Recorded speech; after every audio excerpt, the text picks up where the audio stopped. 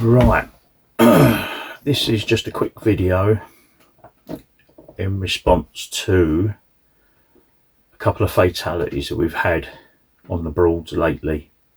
I don't know the full stories of both the fatalities, but the general gist that I get of it is there was one young chap in his 20s went swimming, midnight swimming up near Wroxham, jumped in, never came back up.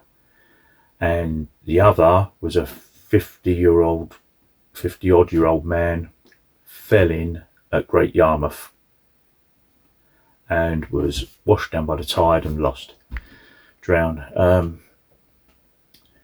And these are two different causes of these accidents. Swimming. The general advice of the Broads Authority is don't go in swimming. Don't swim in the Broads. But people will. So if you're going to go in swimming, my advice would be check the depth. Don't go in swimming if it's shallow. You need it deep. And you need the water clear so you can see what's in there. You know, you could have broken tree branches, all sorts of stuff. You don't know what's in there. So clear water, deep water, not fast flowing tidal water.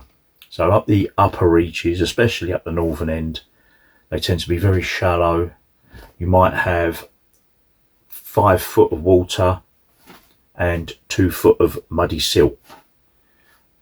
You jump in, one of your feet or one of your legs goes into the silt, you're stuck.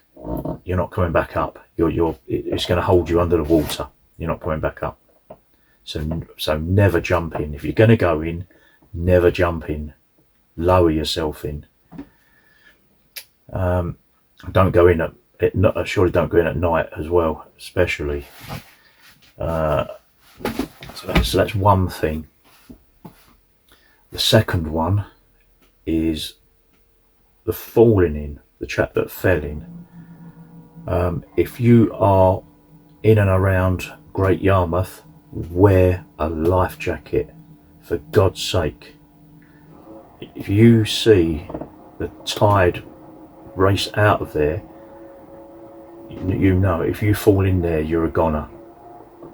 You're going to be halfway down the harbour before anyone can even get a rope off to try and get you, because they won't be able to pull you out from the bank. You have to be pulled out by a boat, or a rescue boat have to come and get you.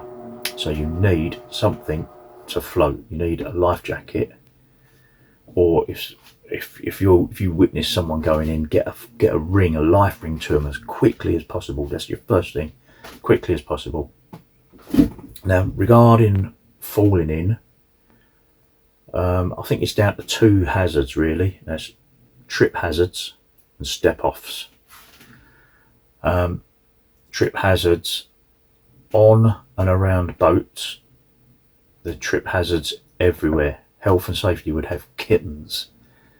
There are cables, ropes, bollards, fairleads, cleats, all sorts of stuff in your way.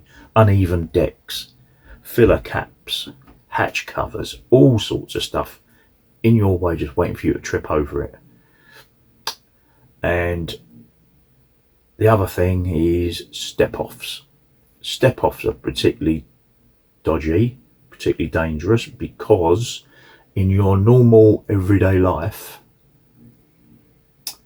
most of you won't encounter step offs. Anything that's higher than a step will probably have railings around it. You know, anything that you can fall off will probably have railings around it. On and around a boat, there's step offs everywhere. You can step off the deck, you can step off the quay heading. I know people that have been pushing their boat out and just stepped off the quay heading, didn't realise it ended. I know people that were walking around the boat deck, and where it curves round, they didn't realise, stepped off and off they went. Step offs are particularly dangerous on and around boats. So on and around boats, if you're in a tidal, very tidal area, always wear a life jacket.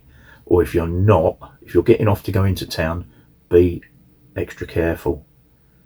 Don't walk around deck, just stay on the deck, so on the bankside deck, so you're between the deck and the bank, and so you haven't got the river to fall in.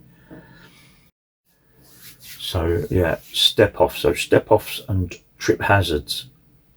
When you're moving around a boat or on a quay heading near the boat, be super careful where you're putting your feet. Pay super attention to where you're stepping and where you're putting your feet. Ignore everything else around you. Concentrate on your feet. If something else starts going on around you, stop moving and then pay attention to that. But stop moving. You must pay attention, super attention, to your feet. So if you're moving around a boat, the general rule is one hand for you, one hand for the boat. Always be holding on to steady yourself, and just watch where you step. If you do all these things and you concentrate, and you be really careful, be really mindful of the dangers, even in sedate areas, even in the marina, it can be very dangerous. If you're mindful of these dangers, you'll come up, have a lovely holiday. It'll be pretty much guaranteed probably one of the best holidays you ever have, and you'll enjoy it and be back next year. So just be careful and enjoy your holiday. So they're the 3 dangers that I can see that's happened with these accidents.